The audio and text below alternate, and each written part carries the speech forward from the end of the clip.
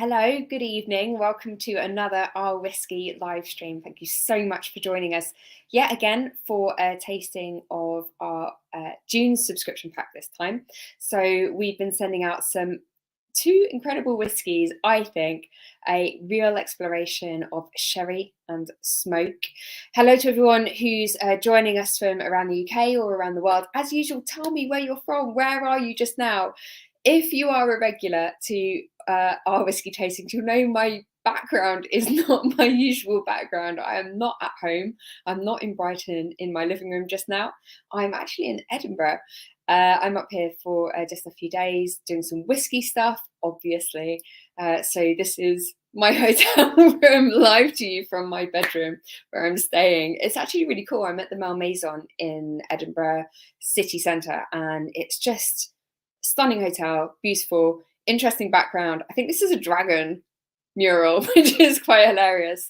Let me know where you're from, who's here, who's watching. I want to see where you're at. For those of you who don't know me, my name's Becky Paskin. I'm the founder of OurWhisky, and I'm really excited for this tasting because we've got two incredible whiskies, which I'm hoping might be the first time for some of you trying this. And if it's not your first time, then you're in for a treat because we're going to be tasting them along with the Whiskymakers themselves, which is always a mainstay of the OurWhisky tastings. Thank you so much for joining us again.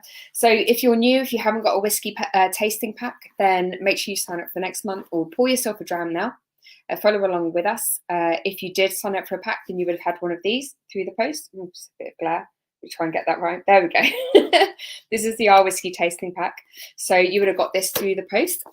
Pesho, my first time here in Cumbria. Glad to have you. Thank you so much for joining us. Hi, Sarah Rose. Lovely to have you here too. Tuning in from Manchester. And first time for you making it live. I'm so glad you're here. Thank you for joining us.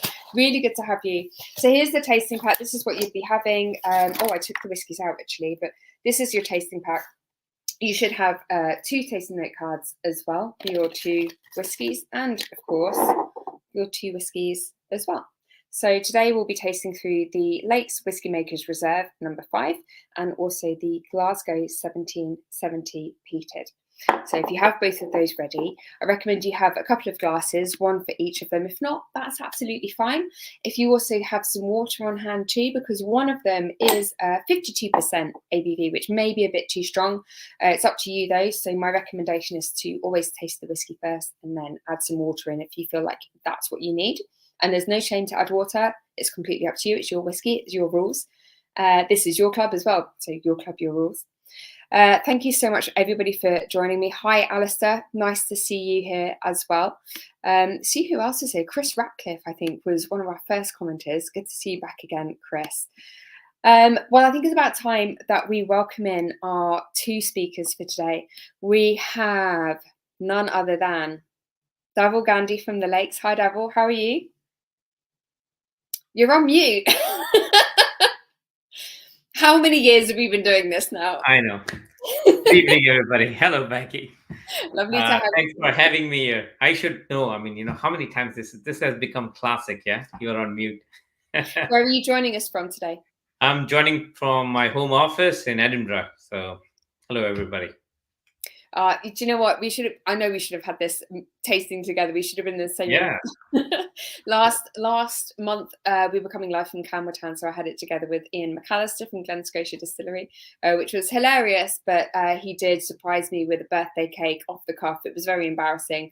So I'm trying to limit embarrassing cases again, just in case you decide to pull something as well. Our second guest as well, we're joined by Sebi, ready to come off mute. Well done. Sebastian from the Glasgow Distillery. Hi. Hello, lovely to be involved. I'm really excited to share our whiskey tonight. Good to have you both. Thank you so much for joining us. Sebastian, where are you from? I'm assuming you're in Glasgow.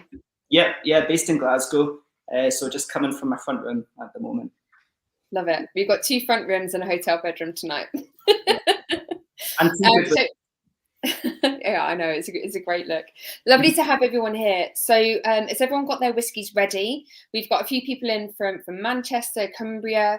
Let us know where you're from, and also, has anybody tasted these two whiskies before, or is this your first time?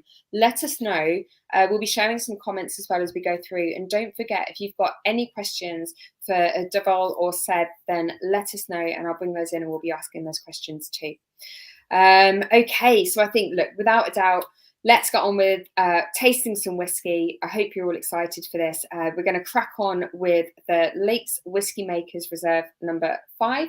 So this is your first whiskey we're going to be tasting. Pour a dram, and I'm going to let Dhavall take it away and introduce this. Good evening, everybody. So that's the whiskey we'll be trying today. If you have not been in tasting with me before, I suggest you pour yourself a dram, have a sip. You know, I don't technically take people through a tasting, and I think the best thing to do is enjoy the whiskey while we talk about whiskey. And this is a two-way conversation, so please fire away any questions, and then I'll try my best to answer, as best as I can. So we have Whiskymaker Reserve No.5, but before we kind of dig in, let's have a sip together, and at least we can then talk about it.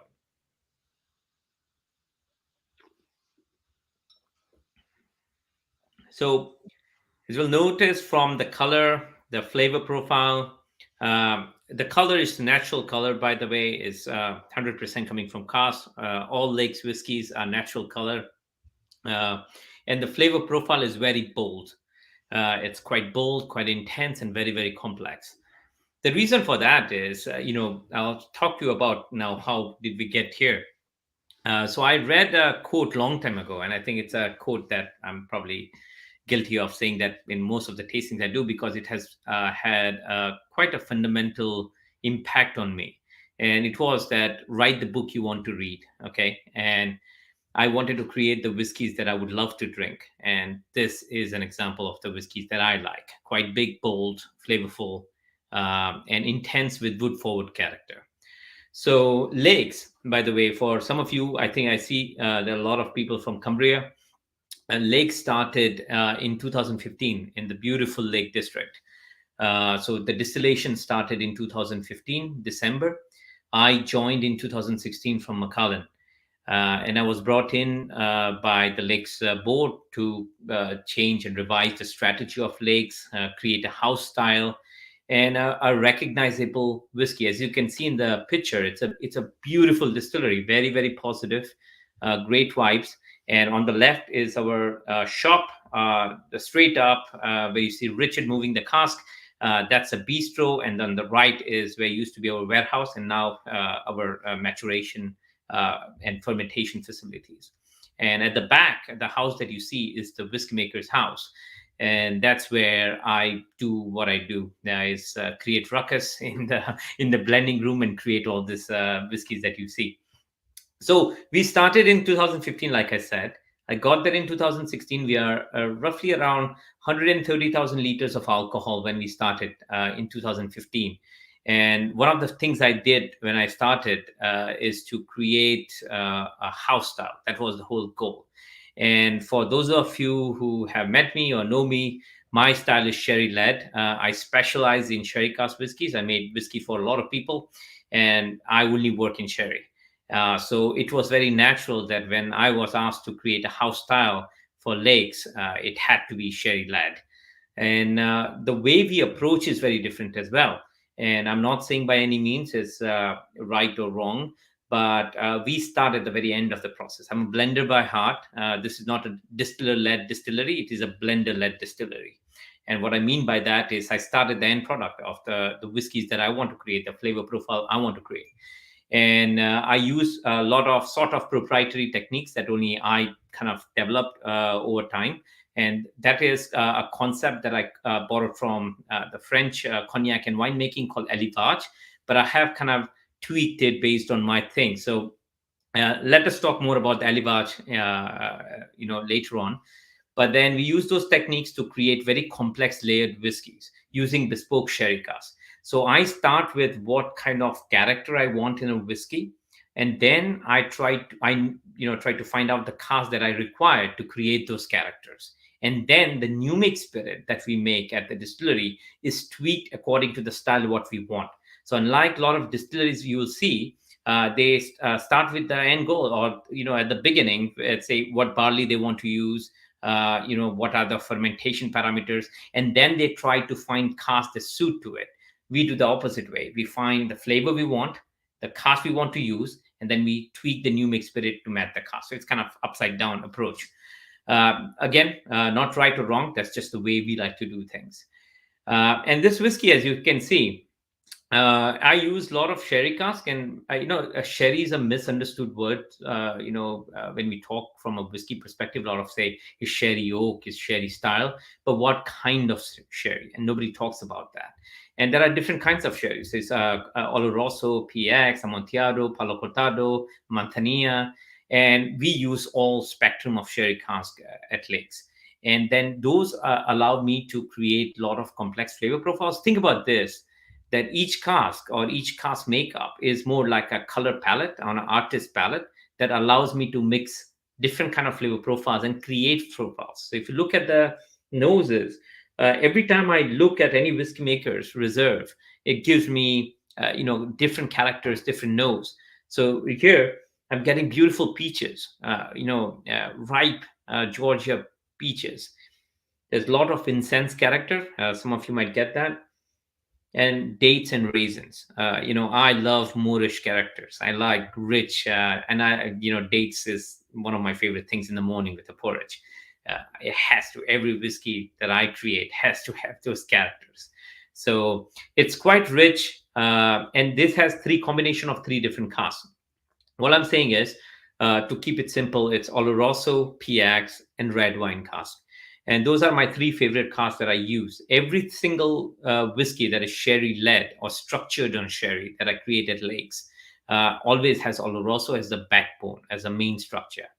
The PX cask, they're mostly for textural changes and a little bit of the nose and aroma. So the Oloroso will give me a lot of incense character, dry fruit, ginger, nutmeg, and the PX cask will give me chocolate, figs, sultanas, and there are other combined flavors you can create using, wine cask. So that's what you get. And this is 52%, quite intense flavor profile. But have a sip again. It's always good to have 2 or 3 sips before you can.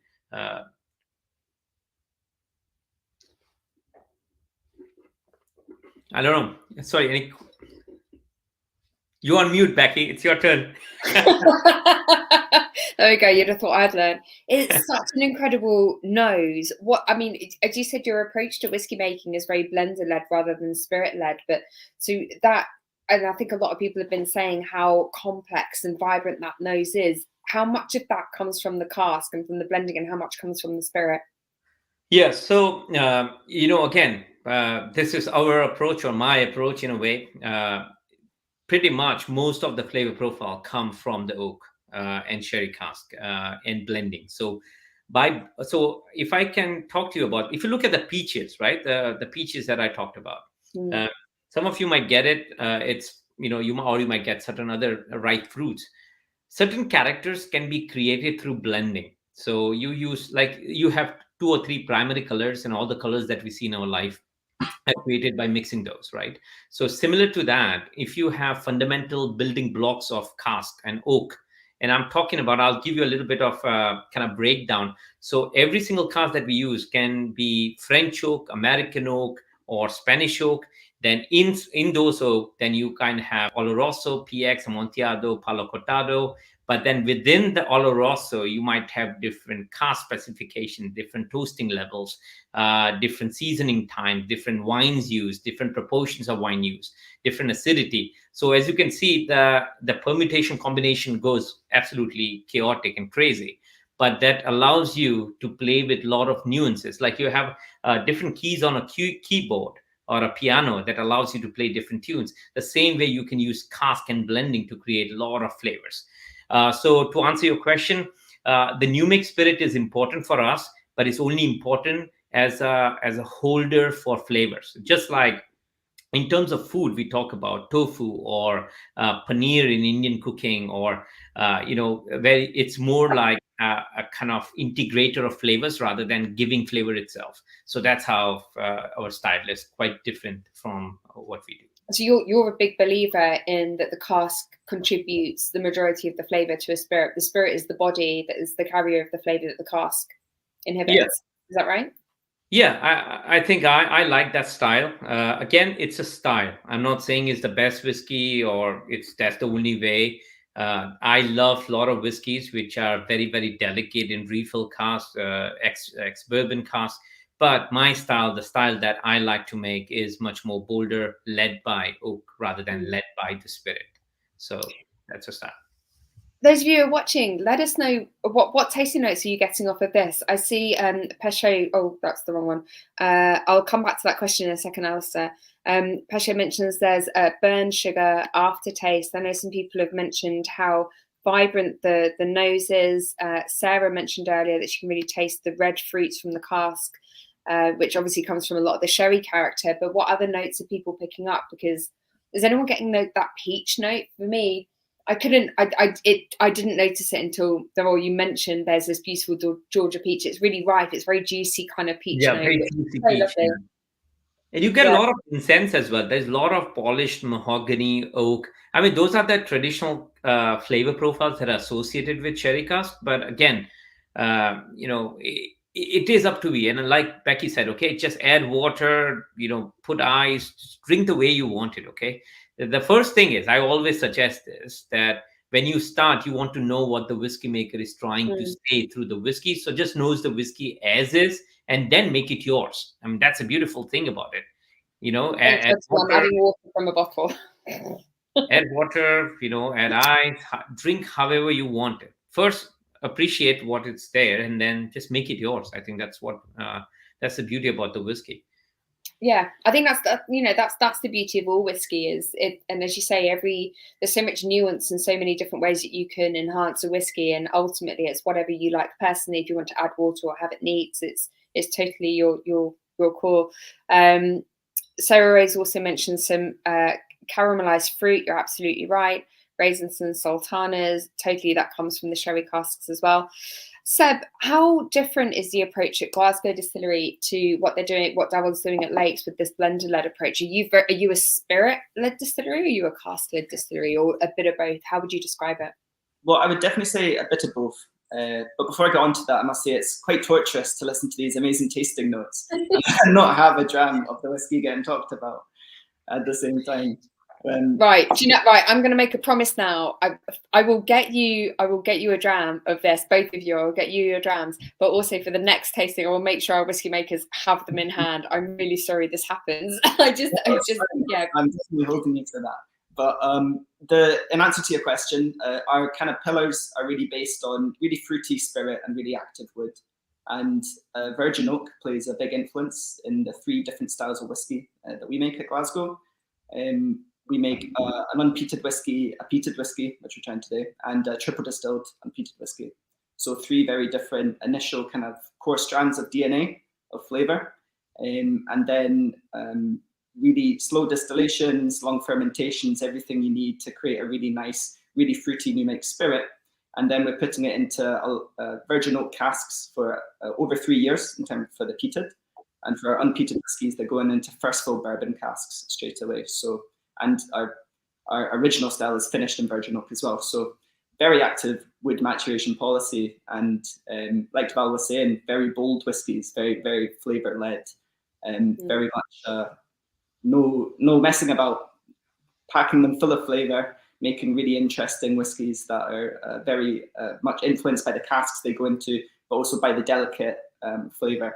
And I think you need both. If you're releasing a whiskey of a young age, you need to have, you can't really disguise a bad spirit, especially at a young age. So if you're making a bad spirit or a cheap spirit, it's going to be quite evident if you're releasing it quite young. So we actually started distilling in 2015 as well, same as the Lakes. So I didn't know there was that parallel there. But we started, our first whiskey came off the stills in March 2015.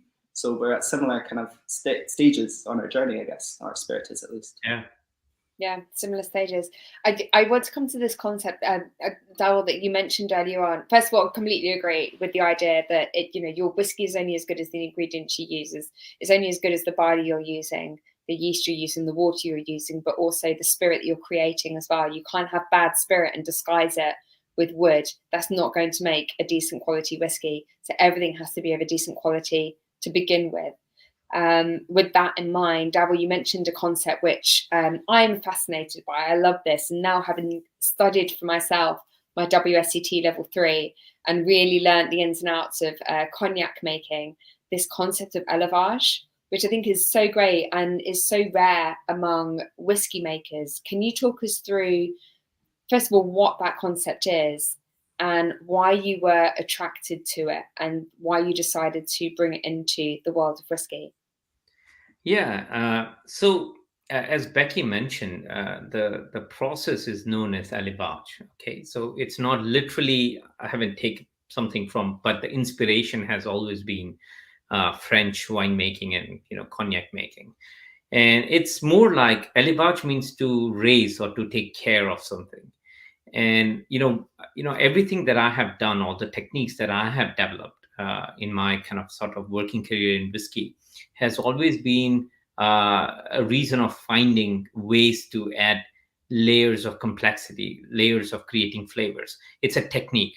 Now, a lot of people misunderstand the technique, that it happens something at the sort of a distillery and the team do something that's called élevage. Absolutely, it's the other way around. Think about this, that élevage is about adding layers and creating layers of profile. And what I mean by that is, let's say, take a simple example. We have this new make spirit, okay, maturing in, let's say, bourbon cask, and it will give you a lot of vanilla, tropical fruit, citrus characters. And I will try to identify a lot of vanilla and a little bit of citrus fruit. And I said, okay, now I want to make this and add a little bit more of complexity by adding maybe some spice and wood spice to it. And then I'll move that liquid. I'm not talking about one cask. I'm talking about, maybe 50, hundreds of casks, and moving them into French oak to get me a little bit of the layer of spice, nutmeg, cinnamon. And then I said, okay, fine. I have this vanilla. I have a little bit of cinnamon, nutmeg. And I would like to add layers of a little bit thick dry fruit. I want sultanas, I want raisins, and I'll move that into, let's say, PX cask in various specification. And by doing that over and over, that is very different than racking, that in the world of whiskey that's talked about. It's mean taking hundreds of bulk liquid and moving into cask just to add some wood to it. This is not that. This is fine tuning the nuances. And that's what I was mentioning, that it's not something that happens at the distillery per se or the team. It happens from a blender's mind per se. So I'll be creating those whiskeys in my head of, okay, what flavor profile do I need? And in fact, then I work with my cooperage in Spain. And that's where we create specific casks with different technologies to identify those nuances or bring forth those nuances. So in fact, élevage happens more outside the distillery than at the distillery. It's more about finding the right oak, right cask, and creating layers of flavor profile until a time when you think, okay, now the whiskey is sort of ready. Now, okay, it requires a little bit more sort of this character or acidity, then I might move into red wine. So it's about taking care of the liquid and moving it through different stages until you find a holistic product at the very end. I hope I have not confused people. If I have, my apologies, but please ask more questions and I can kind of drill back to you. It's more like, if I give an analogy, it's more like what happens at Coca-Cola, right? So Coca-Cola, the recipe is not created at the bottling site. So think about here, the élevage is like a bottling site, but the recipe or the nuances are created at the cooperages in Spain, in sherry cask. And that's why we work closely. So kind of take that as an analogy. Hopefully that makes sense. Yeah. So you are, as a whiskey maker, you have a vision in your head of the style of whiskey you want to create from the very start. So from the spirit's inception, you have an idea of the whiskey you want to create. And so it's almost a step-by-step process rather than taking casks that have been laid down for a while, tasting, going, oh, actually, let's put this in a different cask, let's re-rack it into sherry, let's re-rack it into port or into some other kind of cask to maybe change the flavour or fix the flavour even. You are starting from the outset with an idea of exactly the style of whiskey that you want to make, and you are nuancing that. You're almost seasoning that spirit with the different types of casks. It's a recipe from the very beginning. Yeah, and it's quite dynamic, Becky. So rather than deciding, okay, it's going to be 10% of that or something, it's very dynamic. It's the other way to look at it. It's like kids growing up in a household, right? You have certain kids who are more driven into art and music, and then you kind of encourage them. Okay, you take more music classes to go to this, and you have kids who are more into scientific or history, and you might kind of encourage them to go. So what you're trying to do here is looking at individual spirit profiles, and maybe it might be a group of casks, it might be a single cask, and you say, okay, this can be a very good intensified citrus character. And then what you do is you push the citrus character to the very edge, and then you do is you blend it. So. This is such a delicious whiskey. I'm such a massive fan of the Whiskymaker series. Obviously, this is an award-winning series as well, because number 4 won World's Best Whiskey. We're now on to number 5. Do you know what? I've not actually traced them side by side. I do have a sample of number 4. Is anyone watching tried number 4? And how does number 5 compare to number 4 if you've tried it? It'd be really interesting to know. Pesha has a question for you, Dhavall. We're going to move on to the Glasgow Peated in just a couple of minutes, but just to finish off on the lakes. Question from Pesha: how many samples do you use to make up a final blend? Is it a lot? Is it very few? How No, I think it goes crazy. So I started probably good 500-600, and then kind of zeroed down to what I require. And it all depends. Some makeups have been a few hundred casks. Some have been, in 50s, 40s, 50s. But they start their life 500-600, and then depending on the components I have, I use different components to create. So I hope that answers your question, Pesho. But it's it's not as structured. The one thing that is quite different at lakes, and it's crazy, it's mind-boggling, is that we don't have a recipe. So even the Whiskymaker Reserve, it's very dynamic. I just kind of move it. It's like cooking at home, right? Sometimes you just add a little bit of salt and just cook it. It works for us. I'm not sure it works for everybody else, but. Well, Pesha says that it does, and thank you very much. Message from Spirit Bomb: first time she's ever had anything from the lakes, and from this sample, doubts it will be the last. Do you know, I feel like I'm having a good success rate with samples for you, Spirit Bomb, because it always seems to be ones you've never tried before. So I'm glad that I'm hitting the mark here. And again, Sarah Rose says the same. First time with the lakes and planning a trip already. It's an amazing distillery, and we had a question earlier. I can't remember who it was who asked about the llamas. Dhavall, how are the llamas at the lakes? The alpacas. Yes, they're great. I love them. They laze around all day, so you can see. So I have a window at my studio, and I can see them lazing around. I'm like, beautiful life, All they live in the Lake District near the river, just laze around on the shade of the tree. So yeah, they're excellent if you like them. They can be very temperamental, though. Pesha says group trip to the lakes. Well, do you know what? Actually, OurWhisky is designed to be a club for you. So you tell me what you want. If you want me to organise a group trip to a distillery, you let me know and we'll sort that out. Maybe we'll make sure that we have Dhavall there as well, and we'll have tastings in his lab, which, by the way, is insane. Your lab is unlike any other that I've ever seen. I walked in on Bill Lumsden today, tasting through a bunch of whiskies with Gillian McDonald, so from Ardbeg and Glenmorangie, and it was pretty much just a meeting with a bunch of samples, which is the world apart from your lab at the Lakes, Dhavall. With it's all white, it's pristine. You have a fresh air button as well. Is that right? Yeah, fresh air button when it gets too intense. So yeah, what Becky is talking about is. So I designed the whole lake studio from ground up, and it used to be a farmhouse.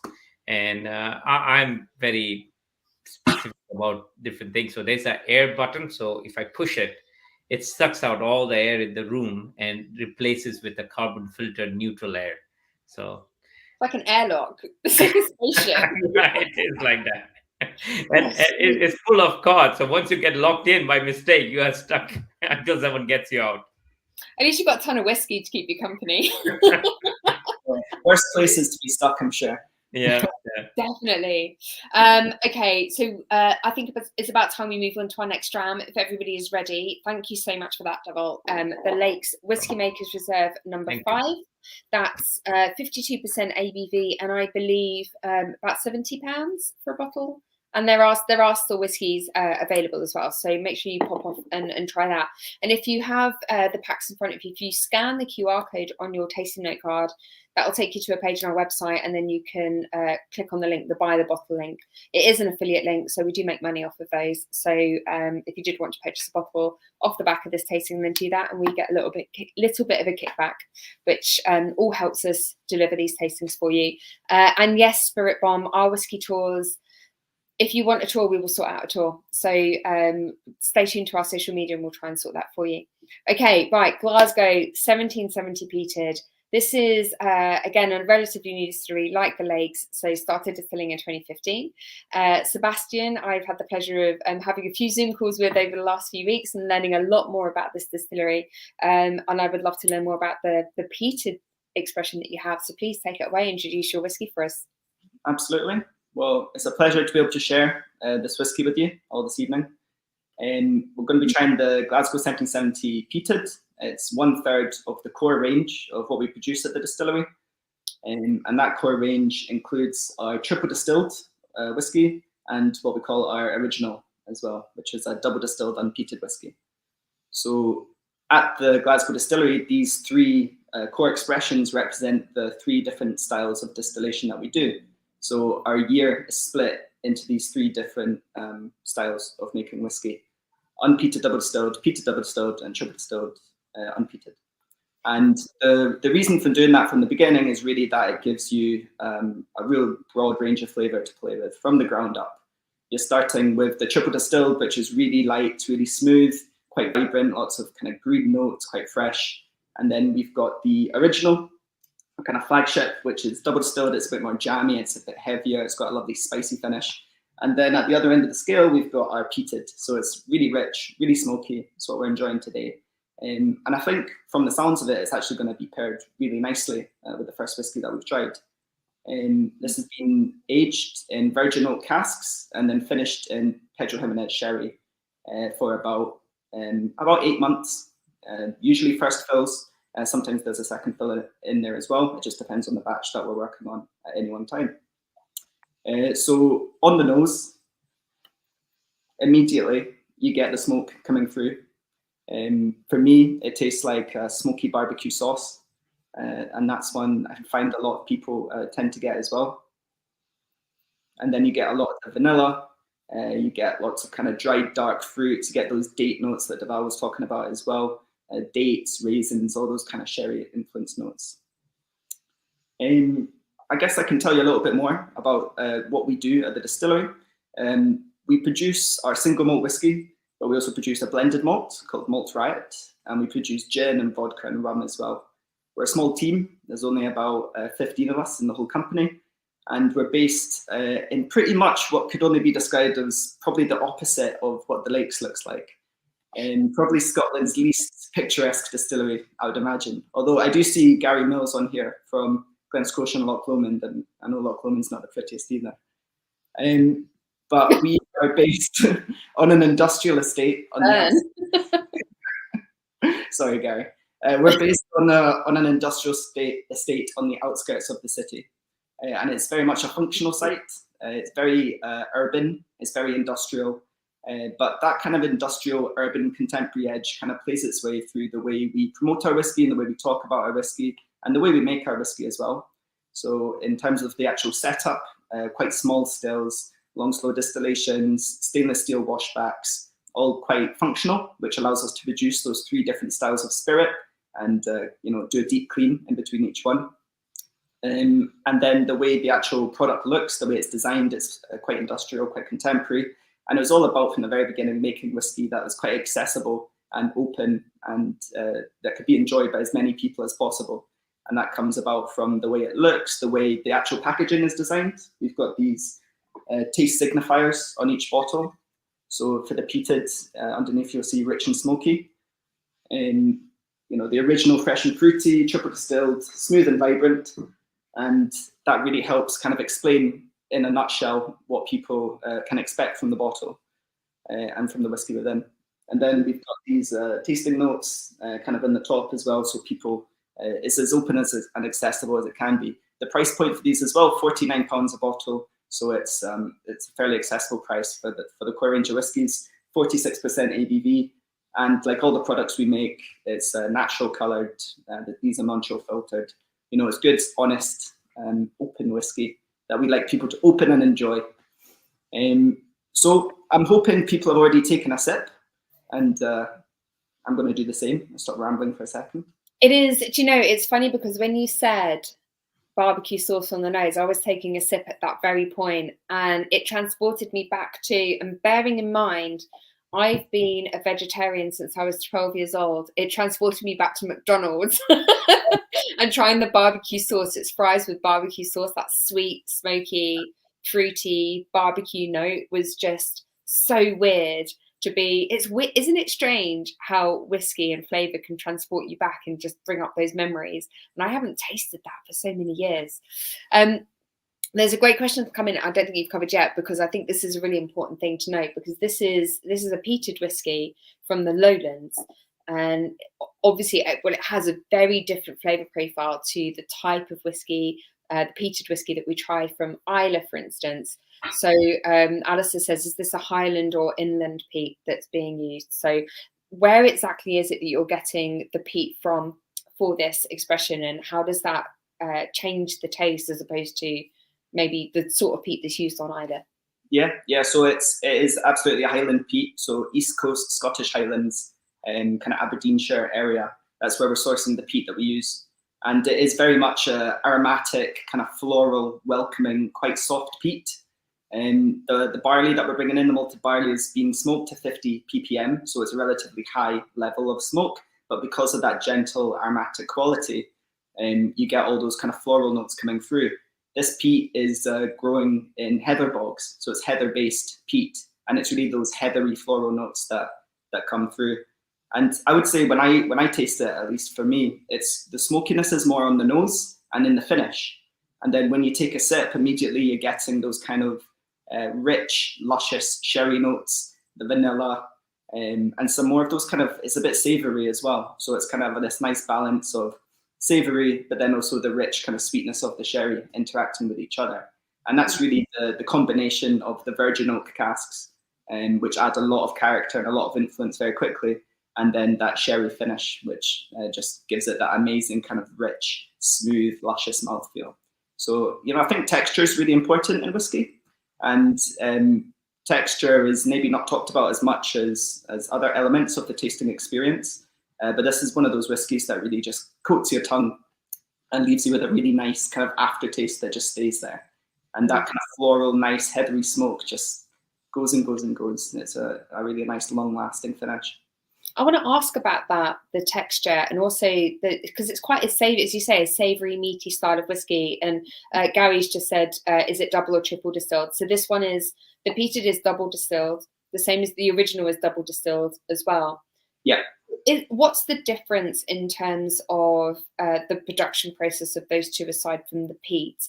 Because if the original is, as you say, rich and round and fruity, how is it just the introduction of the peat that makes this a more savoury style of whiskey? Is there any difference between the two other than the peat? Yeah, there's multiple elements of the production process change. So obviously the barley that we're using is different, and the yeast tends to stay the same.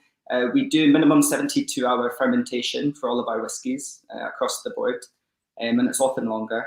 The distillation times are slightly different, and the cut points at which we take the heart of the run that goes and becomes our new make spirit and turns into our whiskey, that is different between the three that we produce as well. So our triple distilled is very much a higher cut, and we're getting those kind of lighter notes. The peated is the lowest cut that we do. So you're getting a lot more of those oilier, like heavier textures coming through.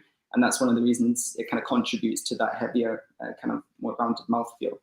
And then the original kind of sits in between those, I guess. It's kind of the one in the middle, the kind of flagship house style. Nice. An interesting question again that's coming from Gary. Are there any plans for a triple distilled peated expression as well? It's a good question. We've not tried it. And it is something, really? It's not something we have tried yet, but it is something we've been discussing. And so we will try it at some point. There's some debate in the whiskey making team about whether it's going to work or not, and what we can expect. And I take this moment to take Dhavall's guidance on that, seeing as it's as he's here, we can call him in. Oh, free consultancy, Dhavall. Yeah, exactly. Well, I mean, what I would suggest is, again, you have to try. Every distillery is different, but I think the more broader you go, if you're distilling 3 times, the more broader you go initially, the better you'll be preserved. If the cut points are too narrow in the beginning, it would be too kind of, it will take away too much of the character peated. I mean, depending on the style you want to make. But I think I would agree with the comment here that it would be very interesting to have a triple distilled peated. That'll be something unique and different. I mean, surely with each distillation as well, you're removing, depending on the cut points, you're removing an element of the peat through the 2 additional distillations that you're doing. So you need to have, I suppose it's a balancing act, isn't it? Between, you need to have a wide enough cut point from the first distillation to allow more of that smoke to come through, but also you're trying to increase the ABV and reduce certain elements, so reduce the heavier parts, reduce the lighter parts, and just make sure you're getting that nice balance of peat. Which I wonder whether, so what would the outcome be? What would you be looking for in a triple distilled peated whiskey? Because I suppose it's a lighter style of spirits with a reduced peat impact. I would guess so, yeah. I mean, that would be what I would think would occur, a kind of lighter, different type of peat, less oily, less heavy. Maybe more, just like a different texture, a different flavor. But yeah, it's a good question, and it's definitely something we need to do. Absolutely. What we have tried in the past is combining some of the peated malt and the unpeated malt that we're making to kind of create something that's not as heavily peated as this. Yeah. And at the moment, a really exciting part of our journey at the moment is a lot of the single casks and the interesting cask finishes that we're trialing as well. So, about a year ago, we got our hands on as many different types of casks that we can legally be putting our whiskey into and call it Scotch. And we have been filling those casks, like 3 minimum of each type that we can do, from tequila to rums, beers, and everything we can think of, different types of sherry, like you were talking about earlier, Dhavall. And we're trying each of those with a triple distilled whiskey, with an unpeated whiskey, with a peated whiskey. And now, a year down the line, we're trying those side by side, and we're saying, well, these 3 have all been in a tequila cask. They've all come from the same kind of batch of tequila casks, but it's incredible how different each one is. Not just because one's peated and one's unpeated, but the triple distilled and double distilled spirits is so different as well. And so that's a real joy, a real part, like good perk of the job at the moment is going through those trials and tasting them. And the way we make our whiskey as a distillery, and we agree on what we're going to release and what's going back into cask or getting re-racked. We do that as a small team in the distillery. So there's about 5 of us, and that includes the distillers and one of our owners and myself. And we sit around and we go through and we all compare our notes. So I like to think of it as kind of whiskey by democracy, which is great because you're often disagreeing with each other and you've all got different inputs and different preferences, but it's a nice kind of fun way to make whiskey. It's a good. I really like that about Glasgow, and I don't know if anyone noticed, but on the tasting note cards that come in your whiskey tasting packs, we have, I think it's really important to give a nod to the people that make the whiskey, which is why we always highlight who's made the whiskey. And in some cases it's, there's a distiller or there's a blender, or it tends to be one person. But in the case of Glasgow Distillery, as you say, it's a democracy and everybody seems to get involved in the whiskey making process, which is why we've put on here that it's the distilling and blending team. It seems to be, your official title is global marketing manager. So while you're focused actually on the marketing, but you also have a hand in day-to-day operations at the distilleries, you're getting involved in everything as well. Yeah, it's a small company, you know, so you kind of have to muck in, and it's very much the ethos of the place where, you know, we're industrial by location and by character, I guess. We're very much just get stuck in, everyone helps everyone else, and we're all, which I think is quite important, we're all actually based in the distillery. We all work there, from the owners of the company to the kind of marketing side, my type of side, to our logistics team, to our distillers, our cooper. We're all based out of the one building, and so we all like have lunch together. We all know each other, you know. We're all like good friends. So it's like a proper little family, and we're a very busy place. You know, there's a lot going on, but it's a good environment, and it's a very collaborative environment, and it's kind of the spirit of innovation, that allows us to experiment, to try new things, to do all this kind of cask finishing that we're doing at the moment, and there's a lot of interesting cask finishes to come this year and into next year as well. We've got some really good ones in the pipeline. Well, I'm looking forward to it. We've spoken before about your tequila cask, because I don't know about anybody else out there. Are we fans of tequila cask finishes? Because I'm still reserved on whether it adds something more special to whiskey. But I've been promised by Seb that the Glasgow tequila cask is exceptional, so I need to have a try. But I want to, like, is anybody else tried tequila cask finishes? What are your thoughts on this? Because it's a relatively new thing in the world of Scotch whiskey, at least anyway, because it's only recently just been allowed by the SWA to be a cask type that we finish in. So I mean, I've tried several now. I think Dewars have one. I'm trying to think of who else has had one as well. Kilhoman did one. I think they did a release. Yeah, so there's a few. So yeah, interested if anyone's tried a tequila cask finish that you've enjoyed, let me know, because I need to go and try it to see if I'm a convert. But if not, we have to wait for the Glasgow to release theirs as well. There's been some amazing love for the cognac finish that you've been doing. Jeff Whisky, hi Jeff, lovely to have you here. Thanks for coming along. Absolutely loved it. And Spirit Bomb as well has said the cognac finish was something else. I need to try that one. Definitely need to go. Yeah, YouTube user. And have you tried your tequila finish yet? Trying to imagine what notes it would bring to the dram. Yes, you get all these like rich honey. You get the agave coming through, absolutely, but it's kind of those light citrus notes, orchard fruits, and lots of kind of like tropical fruit as well, and kind of everything you would imagine, especially that agave influence. But it's a real rich, like really, again, like properly coats your tongue. It's interesting. We did a Tokai cask finish with our triple distilled whiskey at the end of last year, and it's got some similar characteristics, a little bit less earthy than that was. But yeah, watch this space. It's going to come out in the not too distant future. Okay, all right. Looking forward to that one. Maybe next time it comes out, we can get it back into the OurWhisky packs. If anyone's interested, maybe have a look at that. Guys, we've got maybe about 10 minutes or so left of the tasting, unfortunately. So if you've got any questions for either Dhavall or Seb, then pop it down in the comments and we'll ask them. I know there were a few earlier on that I didn't get around to asking then, so maybe just repost them so they're at the top of my mind and I can ask them to the guys. So before we move on to any questions, I've got something I wanted to ask you both really, which is, well, let's start with Dhavall. What's next in the spirit of innovation? I mean, you're both relatively new distilleries. You've been going for 7 odd years. Your spirit has really come into its own in both distilleries. What is the future for the Lakes? What direction is it moving in? And what are you really focusing on the future of the Lakes Distillery? Yeah, very interesting question. Rather than trying for us, it's been my philosophy, rather than trying different things, we are going much more deeper. For me, it's about depth, about refinement, I don't think the whiskey is perfect yet. I think No.5 needs to still not happy. I need to kind of still tweak it. But what would you change? How would you tweak No.5? I mean, everyone's raving about this. They love this whiskey. Why is it not perfect for you? I think it still requires a little bit more kind of certain edges, a little bit more complexity.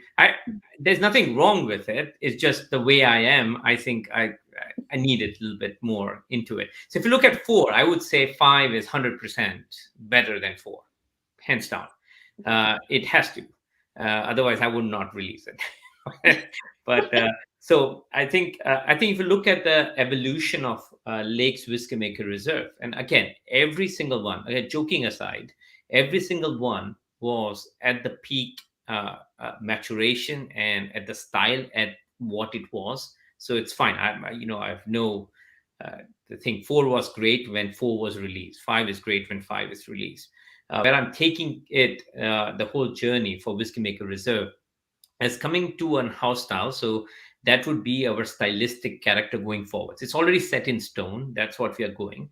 But I think a few more tweaks required along the way, more refinements required. It's like sometimes you create a rough thing or a rough sketch, and then you use your fine pen and take out the edges, more refine it. So I think more refinement will carry on. I think, and whiskey making from a personal perspective as a whiskey maker and as a distillery, it's a journey. And you're constantly growing, evolving. So I think that's what we'll see. We also have, for those of you who are not familiar with Lakes, we also have another kind of platform, I call it, called the Whiskymakers Editions. Whiskymaker Editions are my crazy playground of where I do whatever I want, without any structure, without any framework. And that can include things that might be focused on oak. It can be include things that are focused on yeast. It can be distillate forward. It can be anything. It can be sherry forward as well. So I think what you'll see is the style getting much more refined, and it's coming to a more stable style as we go along. And there'll be interesting Whiskymakers editions. Some of the editions that are coming now are absolutely mind-boggling. I have been completely I've gone crazy in a way and created a lot of editions that are very, very interesting, that kind of pushes the thing what I talk about, the depth, more forward. So rather than going on kind of breadth, they're going much more deeper into specific types and working on those nuances. So yeah. I think you wouldn't be Dhavall Gandhi if you weren't constantly seeking perfection, if you weren't constantly evolving and trying to improve upon things. And I think as creatives, because that is the industry we're in, we're not, this is science, but it's also art. And we're creating something which always should be improved upon. I don't think anything is ever going to be perfect unless we can continue nudging and pushing forwards. Same question for you, Sebastian. What's in the future for Glasgow Distillery? What can we expect in the next few years? Aside from this amazing tequila finish, which I can't wait to try. Well, we have been, our kind of core range of 3 whiskies has only been as a family for about 2 years now. So we're really looking to establish that and grow that. And a big part of the business for us is export markets. So we're moving into North America for the first time this year, launching the brand over there, which is really exciting. As well as concentrating on some other kind of key markets, moving in a much bigger way into France and growing into Germany, Australia, China, Southeast Asia. So that's a big part of the journey, is really getting our whiskies out there and getting people to open them, try them, enjoy them. We're also in the process of expanding our current distillery site. So we're purchasing another warehouse that's kind of adjacent to us. If you ever come to the distillery, you'll see there's no room to swing a cat in the actual distillery itself. It's absolutely packed full of stills, and there's forklifts flying around and casks getting rolled past you. So we're really in need of expanding, and we are in the process of doing that at the moment. And because of our size and because of our location, we don't have a visitor centre or an on-site shop, so people can't visit us. And I always feel it's hard to have a single malt whiskey that you can't have that kind of sense of place. You can't actually visit it because single malt is very much all about a sense of place and location. So we're going to look to see if we can open up some type of visitor centre or experience, or at least some shop with this new site that we're expanding into. So onwards and upwards, we are moving into more limited editions, more single casks, lots of exciting kind of experimental things. Really want to give people a snapshot of the stuff that we're trying every day and really enjoying. When we try sample and we say, wow, that's awesome, that's so cool. We want to just be able to get it out there and show people exactly what we're capable of. So lots of those in the pipeline, and good, exciting plans for growth. Amazing. I can't wait to see what comes next, other limited editions you come out with, and also visiting the distillery. I haven't been to Glasgow Distillery yet. It'd be lovely to be there, and obviously to have visitors around, because I'm imagining the amount of people that go through Glasgow on a tourism basis it would be a very popular attraction, I imagine, for a lot of people going through. Yeah, Spirit Bomb says a visitor centre would be amazing. There was another question that came in for you both. We'll ask this maybe to Dhavall first, but Gary says, are either of you building up to a core range age statement? And I guess part of this question is also, how much do you put weight in an age statement on a whiskey? Is it required anymore even to have an age statement on a whiskey? Well, I'll answer in two ways. I think age is important, okay, regardless of what people say. Age is important from a whiskey making perspective, but I don't think age is as important from a marketing or communications perspective.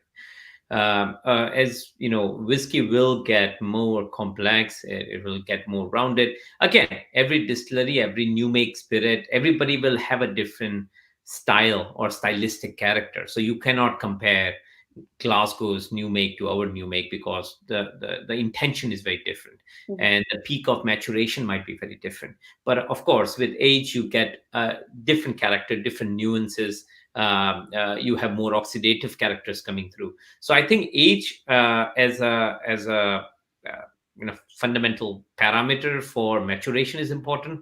But probably would we have an age statement going forward? Maybe yes, maybe no, but we will have a range that is much more maturation-wise aged compared to communication. Just so I hope that answers your question about age. I don't know, Seb, what are you guys planning to do? Well, we don't feel the pressure to be putting an age on the bottle. You know, we're making really good whiskey that's relatively young. The whiskey that is in your glass right now is about 3.5 years old, and so people are surprised when they learn it's so young. And it really comes back to those two pillars of fruity spirit and active casks. So when we do have a 10-year-old, so that would be in 3 years' time, the same as the lakes. I'm not saying we won't have maybe an anniversary release or something to celebrate that age, but we absolutely don't feel the pressure to be making whiskey that's kind of aged first. Our whiskey ranges are defined by the spirit that we're creating, the distillation type, and by the casks and the flavor. It's not defined by the age first, if you know what I mean. It's all about what you're actually tasting and what you can experience from the whiskey itself. So we're not going to focus on age. We're going to focus on flavor and showcasing how we can create all these different flavors with the 3 different styles of distillation. Yeah, I think the more and more distilleries seem to be really focusing on the liquid as it is in itself, rather than whacking an age statement on. And there's a certain amount of expectation, I think, that comes with an age statement. It's indicative. I think it used to be indicative of quality. It used to be a signpost for flavor as well. I think it's not necessarily something that's as important as it used to be. Particularly, I mean, this Glasgow, I don't know about anybody else who's watching along who's just tasted this. The 1770 peated, I did not think was about 3.5 years old. But then peated whiskey tastes very good when it's a younger age, but 3.5 years old, this is only just Scotch, which is fascinating. It's just such a mouth-coating, oily, fruity, flavoursome whiskey. So I think if you were to sell this in a shop and put 3 years old on the bottle, people would turn a blind eye, particularly if it's at a price point that's comparative to maybe a 10-year-old, for instance. People would turn around and maybe buy the 10 because they think, oh, it's a better quality, I'm getting more value for money. But the reality is, this is a very good whiskey and it would be overlooked. So I think there's, I remember when brands started taking off the age statements of their whiskey, and the amount of people who were up in arms about the fact that age statements weren't there anymore. We would go into a no age statement range and people were going crazy about it. But I think it's become accepted now. What do you think? I think so. I think it's definitely changing. Like the consumer perception, I think the amount of younger distilleries coming through and have been opening, we've all been banging the drum for non-age statements and for flavor first. So that's definitely helped. But I've noticed it even in the last, 3-4 years. a lot less people coming up to me at an event and saying, "Oh, so what's your oldest whiskey?" You know, like a lot more people saying, "Oh, I'll have the smooth and vibrant one, or I'll have the rich and smoky one." You know, there's definitely, I think, a changing perception of whiskey. Yeah, I agree. I think, did you know that the question I'm getting the most now is, what's the most expensive whiskey you've tried, rather than the oldest? It's a price thing now. Everyone's going crazy for it. Okay, actually, this is a very good question, and one to finish on. Come from Pesho. Dhavall, let's start with you. What whiskies do you drink that aren't your own? Oh wow, a lot of whiskeys that aren't my own. I think the first comes to mind always. One of my favorite, Hibiki 17, from Suntory. Absolutely one of my favorite whiskeys. I drink a lot of Springbank as well. Glenfarclas, Compass Box, Macallan. Again, I'm biased towards some because those are the ones I like. But Glendronach. Also, you used to work for Macallan as well. Yes, so those are the whiskeys I drink, and I think the more I drink what others are making, the more I'm learning as well. So you get to understand what people are doing, understand their own styles, and you form your own styles. Like you read lots of books if you're a writer, and then you find your own way of writing it. And I think it's very similar to that. So yeah, those are some of the ones, but I can go on. Seb, what about you? Well, I love my Peated Isla whiskies. I like, especially Kilchoman. I love what they're doing, and some of their smaller batch kind of cask finishes that they're putting out. The whiskey I've first fell in love with was an Ardbeg, and it was the Ugadal, and I tried, and that really opened my eyes to just what whiskey could be, and the amount of flavour you could get. Apart from that, I've been experimenting with more English whiskies, and very much enjoying some of the stuff that you guys are putting out there, but also the Cotswolds. And I had a really nice bourbon cask, just full-time maturation in bourbon from them, which was really impressive. Nowhere for the spirit to hide when it's just straight-up bourbon.